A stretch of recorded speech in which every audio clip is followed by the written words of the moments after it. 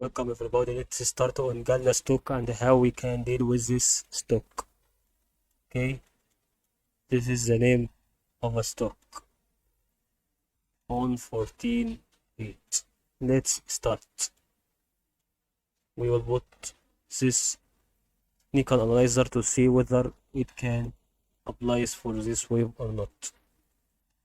Whenever you see this, okay, you should take care when the wave can goes until this light blue line. Okay, the wave can go until here only, and it doesn't go below zero. There is no waves out there that can it be reached.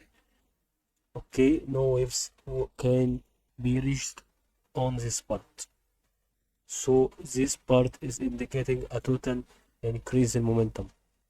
If it breaks this gray line, it will continue increase in momentum and place wave rule. That's what we wanted to explain on GALA stock.